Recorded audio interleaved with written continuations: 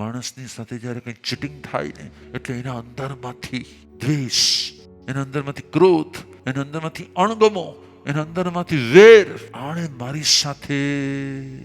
યાદ રાખજો, સુખના રસ્તે અનેકોનું દુઃખ હોય છે. તમે સુખી થાઓ ને ત્યારે યાદ રાખજો તમે કેટલાને દુઃખી કરશો. સુખના રસ્તેથી પાછા વળવાનો પ્રયત્ન એટલે શું? પાંચમું પરિગ્રહ પરિમાણ વ્રત એટલે શું?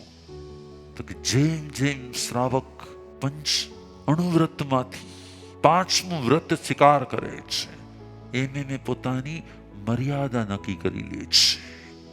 આટલાથી વધારે સુખ જોતું નથી, આનાથી વધારે હું સુખ ભોગવીશ નહીં, આનાથી વધારે હું ગ્રહણ કરીશ નહીં, આટલાથી વધારે હું લઈશ નહીં, આટલાથી વધારે મારી જરૂર નથી, અને આટલાથી વધારે મને કંઈ જોતું નથી. જેવી તમારી જંખના લિમિટમાં આવે છે ને, યાદ રાખજો તમારો સંસાર લિમિટમાં થઈ જાય છે.